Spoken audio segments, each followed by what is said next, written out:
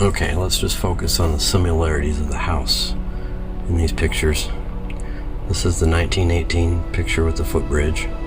I've zoomed this in because we're focusing on the house. There's the footbridge in front of it. And the footbridge does block a good bit of the view, as you can see. Look at the roof and the roof lines. And then look at, there's domers up here, and each domer has 2 windows in it. And the post, these are pillars in the front. There's one there and there's one here. Most importantly is to start to pay attention to the windows in the house, the doors, the shape of the porch. If you look over here on this side, the exterior wall is all the way flush with the edge of the foundation. And then it stops right here. You can see a sharp line. And what that does is it stops and it goes in. And there's another sharp line right here. So it goes in and then turns, makes a 90 and goes forward and then turns again. This is a covered front porch. That's why these large posts are here. You can't really see it as much because this thing's in the way. But this is an L-shaped covered front porch. Then start looking at the windows in the house. There's a little window back here. It looks like there's 2, possibly 3 windows over here. You know, a bit of a space.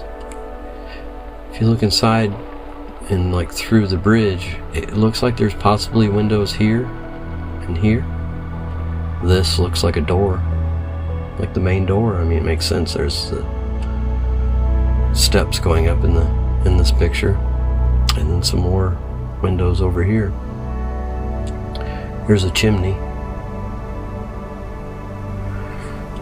And then when you look at the picture I took today, everything is about the same. There's the foundation has been upgraded. Looks like they blocked it in, which that's something somebody would do over time anyways, because that's how you would have your home.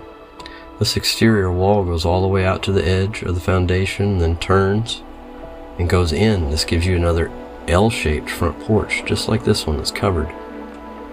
There's about 3 windows here and space. You know, same, 3 windows in space.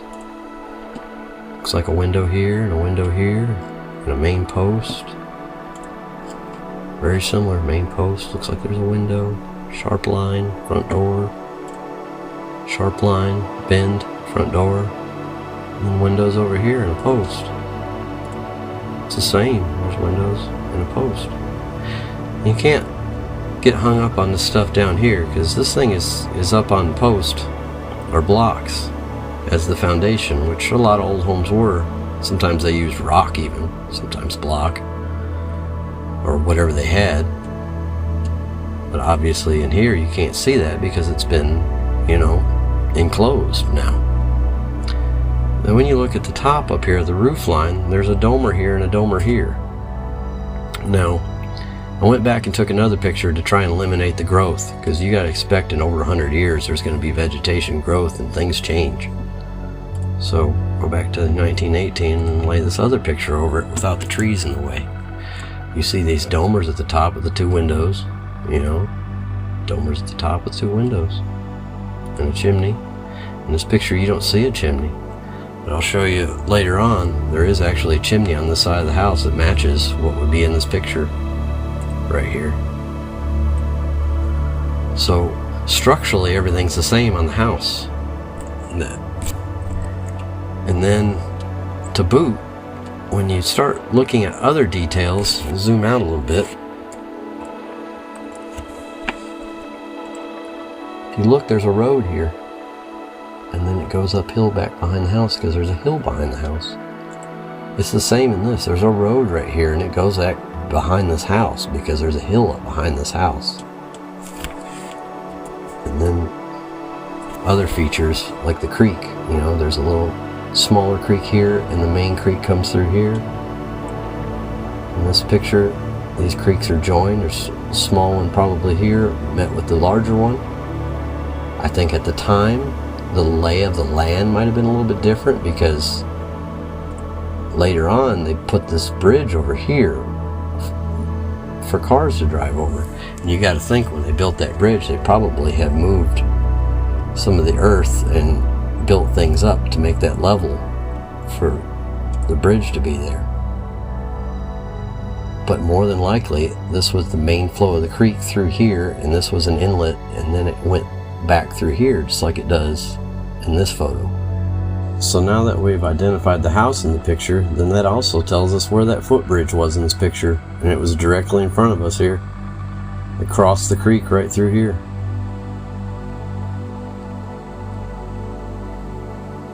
You see the stream coming in from this side, and then the main part of Furnace Creek going through here, and then the current bridge that everyone uses is here, which paralleled the old footbridge.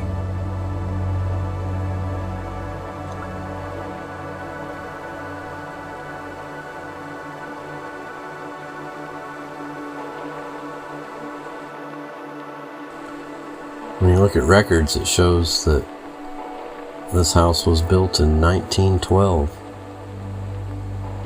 The photo said it was dated 1918, so the house was around then. That also means that you're looking at a 111-year-old home there. A little piece of Cumberland Furnace history.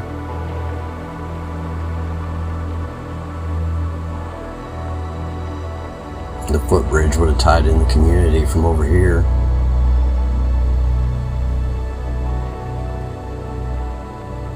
Cross the creek without getting your feet wet.